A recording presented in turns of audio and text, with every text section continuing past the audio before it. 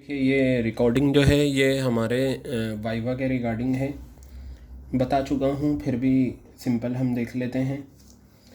आपसे एक सवाल ये पूछ सकते हैं कि आपके सिलेबस में जो अकाउंटिंग रेशियोज़ हैं वो कितने तरह की हैं, यानी कि टाइप्स ऑफ अकाउंटिंग रेशियोज़ कितने तरह की, types of. Just let me have a pen.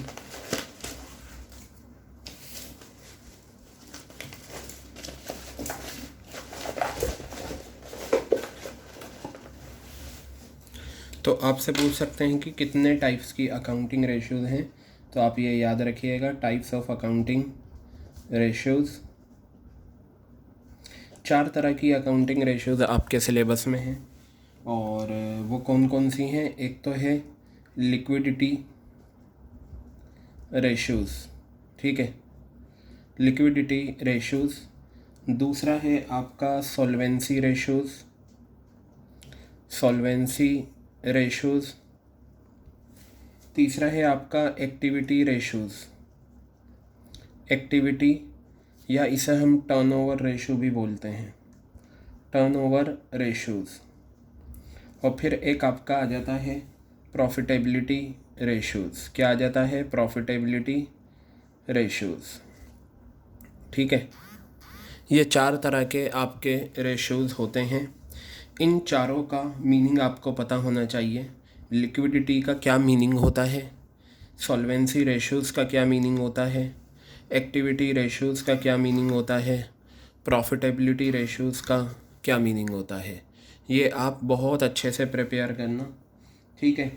Liquidity ratios में आपके सिलेबस में 2 रेशियोज़ हैं, सॉल्वेंसी में आपके सिलेबस में 4 रेशियोज़ हैं और एक्टिविटी रेशियोज़ में 4 रेशियोज़ हैं और बेटा ये आपका प्रॉफिटेबिलिटी रेशियोज़ में 5 रेशियोज़ हैं। तो अगर आपसे सवाल कहा जाए कि बताइए आपके सिलेबस में टोटल कितनी रेशियोज़ हैं, तो आप कहेंगे कि टोटल 15 रेशियोज़ हैं। उन 15 रेशियोज़ के नाम आपको याद होने चाहिए। क्या क्या हैं?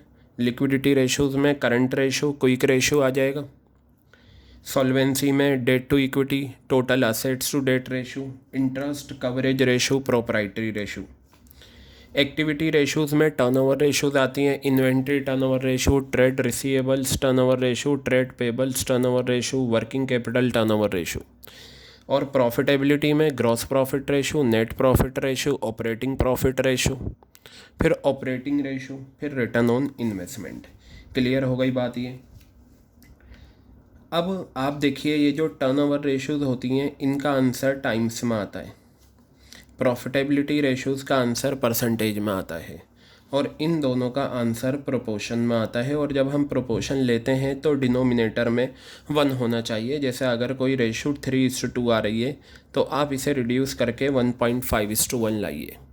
क्लियर हो गई बात ये। तो ये आपकी रेशियोज़ हो गई।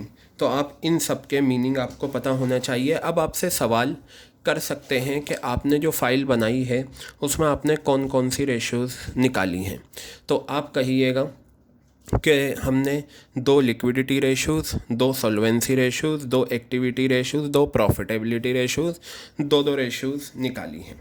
क्लियर होगा। ये जितनी बातें मैं बता रहा हूँ ये आपको पता होना चाहिए।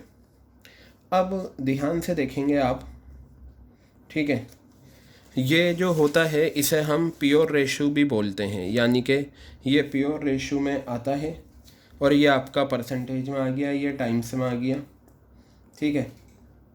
अब चलिए हम देखते हैं रेशियो एनालिसिस क्या होती है। छोटा छोटा आपको पता होना चाहिए। देखिए क्या कहा, इन analysis of financial statements, financial statements की एनालिसिस, उनकी जांच करना with the help of accounting ratios, accounting ratios की मदद से क्या कहा जाता है, उसे रेशियो एनालिसिस कहा जाता है। तो आप ये याद रखना कि अगर आपसे पूछें रेशियो एनालिसिस क्या होता है तो आप कहिएगा कि फाइनेंशियल स्टेटमेंट्स की जब हम जांच करते हैं अकाउंटिंग रेशियोज़ की हेल्प से तो उसे रेशियो एनालिसिस कहा जाता है। क्लियर हो गई बात ये। अब चलिए मैं आगे बढ़ता हूँ और आपको बताता हूँ। हाँ, ये आप ज़रूर याद रखिएगा और आपसे पूछा जा सकता है लिक्विडिटी रेशियोज़ का क्या मतलब होता है, ठीक है। तो जो लिक्विडिटी का भी मीनिंग आपको पता है, लिक्विडिटी रेशियोज़ का क्या मीनिंग होता है ये आप देखें, बताया। ये लिक्विडिटी रेशियोज़ शो करती हैं एक कंपनी की, एंटरप्राइज की ability to meet its short term financial obligations. जो शॉर्ट टर्म फाइनेंशियल ओब्लिगेशंस हैं उन्हें बताती है। तो ये लिक्विडिटी रेशियोज़ का मीनिंग आपको पता होना चाहिए।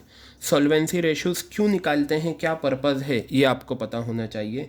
These ratios are calculated to assess long term financial position of the enterprise. बस इतना आप याद रखें। एक्टिविटी और टर्नओवर रेशियोज़ आपका यहाँ तक आ गया, ठीक है। ये sentence, these ratios show how efficiently a company is using its resources. फिर आ जाता है प्रॉफिटेबिलिटी रेशियोज़, यानी कि ये चारों रेशियोज़ जो आपके सिलेबस में हैं इनका क्या मीनिंग है ये आपको पता होना चाहिए।